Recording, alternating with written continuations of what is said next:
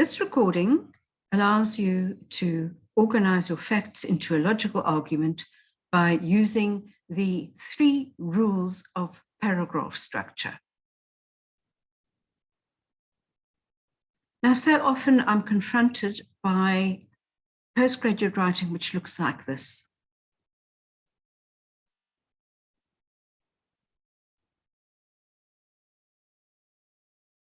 A sentence and a line which indicates a paragraph space, another sentence which tells us about the types of alloys which are used in several different areas.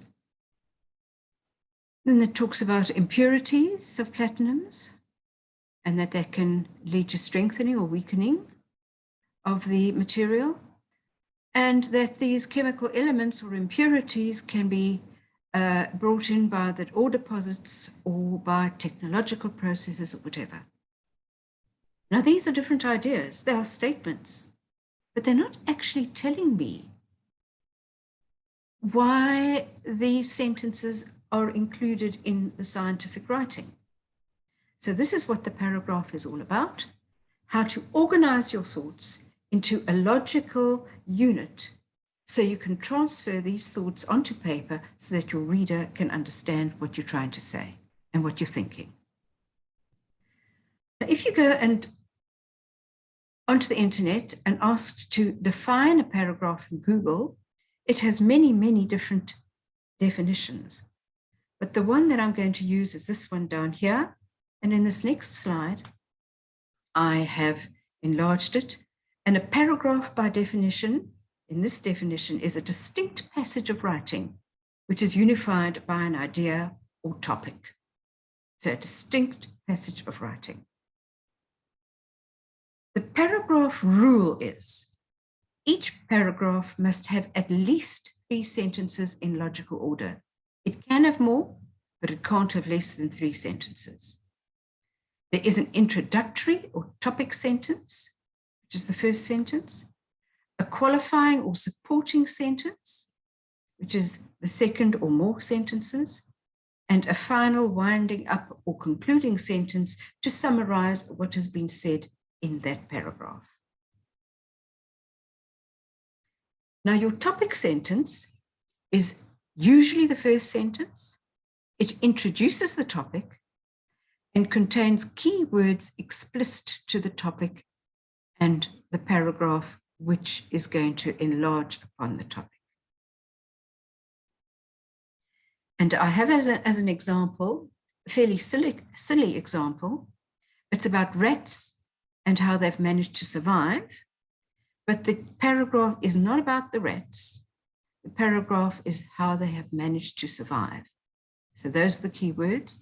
And I've actually italicized and emboldened those 3 words to keep and to remind you that that is what the topic. Our rats have managed to survive. Now, the rest of the topic consists of sentences that enlarge upon the main idea. So here is the paragraph. And what I suggest you do in this recording is when there is stuff to read on the slide, just pause the recording, allow you to read so you can absorb what is being said and then continue with the recording. So here in the red is the main idea or the topic sentence. The qualifying sentences which support the main idea, and then the winding up sentence, which is here in blue. So that is what the paragraph looks like. Now we're going to go on to each of these other 2 components in the next couple of slides. These are the components of the paragraph. Now you need to develop the topic with qualifying sentences or supporting sentences. And in scientific writing, usually that is where your references are, especially when it comes to a review of literature. So qualifying sentences may be developed by giving examples of to enhance your topic by giving details, or by qualifying sentences by telling about an incident. And in our example, this is the qualifying sentences.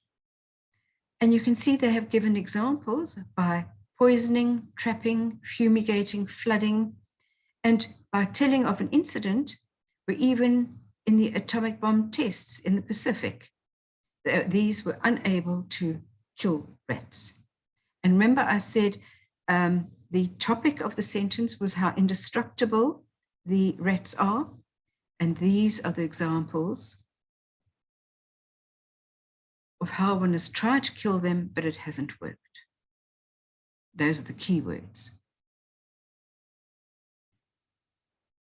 And the final concluding sentence, you can conclude it in different ways. You can either restate the topic, sentence in different words.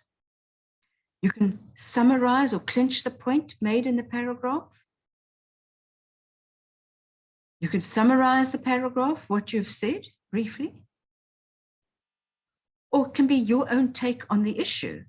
Say, for instance, you say, so-and-so said this in the paragraph, so-and-so said that in the paragraph, and you can conclude by saying, it seems from the above literature survey that there is an inconsistency and no consensus on this topic. So that is your own take on the issue of that paragraph. But there are different ways in which you can conclude the sentence. And here you can see the concluding sentence. It's an example is rats are indestructible. And in the topic sentence, it has said, it told you how rats are able to survive all sorts of dreadful things. So it's very important to have unity in your paragraph. Every sentence in the paragraph should support the main idea expressed in the topic sentence. The main idea in the topic sentence managed to survive, even they were poisoned, trapped, fumigated, burned, and so on. The rats proved to be the most indestructible of pests in that paragraph. So there you've had the main idea, and every single sentence has to support that paragraph, the idea in that paragraph. Now you need to carefully attend to the sequence of your sentences so that the paragraph will form a coherent whole, and that will improve your writing. So how do you do that? So let's start with the introductory or topic sentence. As I said, it asserts the fact or idea or belief or what you're going to cover in the paragraph. And if an idea is complex and you're going to have to argue it over a number of paragraphs, there are a couple of tricks that you can use, but I'll go on to that in a couple of slides further on.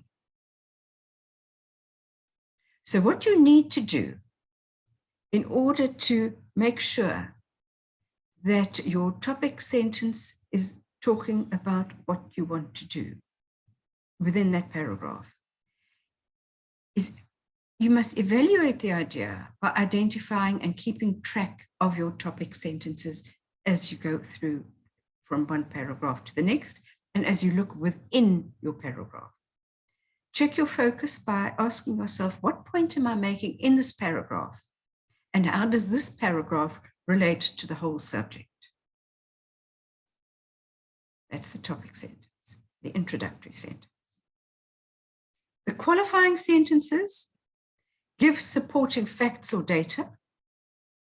They can use examples to support the topic. You can compare like or unlike examples if people have contradictory ideas about a certain issue. You can cite an authoritative opinion by putting in a reference or by logical reasoning. These are all sorts of different ways in which you can use the qualifying or supporting sentence to support your topic in the paragraph. So what you need to do, looking at your qualifying sentences, is to see whether this support is appropriate. Are you getting sidetracked?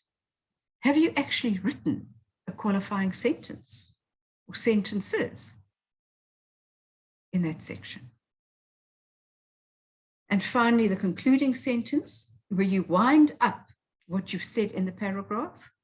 And usually you reinforce the paragraph in some or other way. So you need to do, in order to look at whether there is coherency in your paragraph, is to keep track of the movement of the development of the idea within that paragraph, and check your focus by asking once again, what point am I making? How does this relate to the whole? And am I reinforcing the main idea of that paragraph?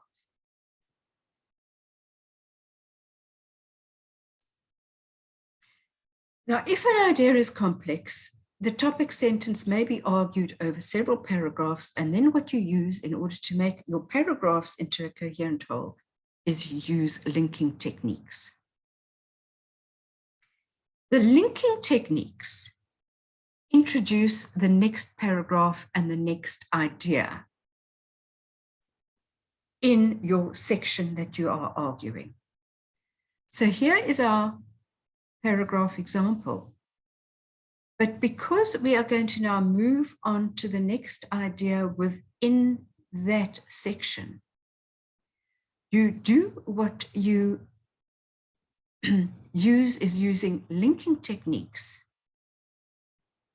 by introducing the next paragraph and the next topic. As you can see here, this apparent indestructibility of rats has led the Society of Invasion Biologists to develop a 6-stage protocol to minimize the invasion of rats on islands. So you've already said here, it's very difficult to destroy rats. So what the invasion biologists have decided to do is prevention is better than cure. So they are minimizing the invasion of rats on islands because killing them doesn't work.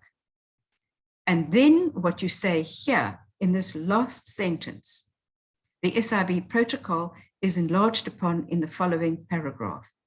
That is known as signposting, and you are signposting to your reader what they are going to read next in the following paragraph. So you've just put in 2 other sentences after the concluding sentence. The concluding sentence wraps up this paragraph, and you're going to tell your reader what is going to happen next, and you're also introducing a logical flow in your writing. And then the next paragraph will have its own topic sentence, supporting sentences, and a winding up sentence. If your writing is getting confusing and not getting to the point, go back to basics. Check the sequence of your introductory, qualifying, and concluding sentences, and ask yourself if you are signposting correctly. To introduce one idea so it flows into the next idea and into the next idea, using your paragraphs to argue your point. Right, I've got 6 exercises now in the next 6 slides, and the 7th slide is going to give the solutions. Now, what you need to do is either rearrange the text, which I've scrambled up, and rearrange those to form a logical paragraph using the paragraph rule of topic, qualifying, and winding up sentence, or else I'm going to, in the other 3 slides, I've placed in an error in the paragraphs, and you need to identify it. Now, I suggest what you do is pause the recording at every slide to allow you to complete each exercise and then move on. Right. So in this first exercise, these sentences are scrambled. You need to arrange them to form a logical paragraph, and you need to select the topic sentence, the qualifying sentences, and then the concluding sentence.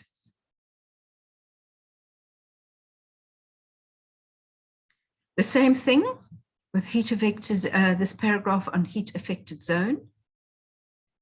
Rearrange the sentences to form a logical paragraph. And finally, when it comes to a method section, rearrange these sentences to form a logical sequence.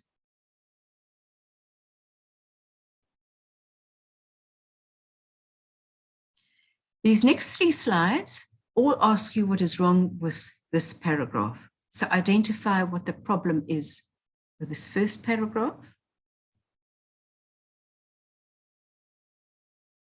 the second paragraph,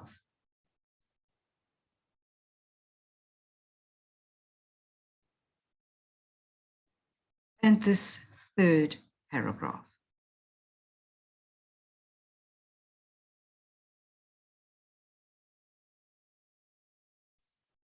And here are your solutions. These numbers give the correct sequence of sentences for the logical order sentences in the paragraph.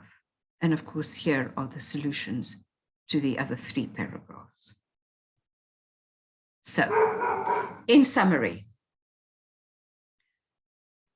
in order to help you outline and order your paragraphs if you want to go over a certain section, firstly, write a list of points you wish to cover in that section. Then look at your list.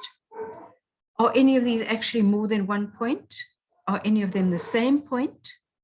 Can you drop any points, or can you group any points together so you can cover it under the same paragraph?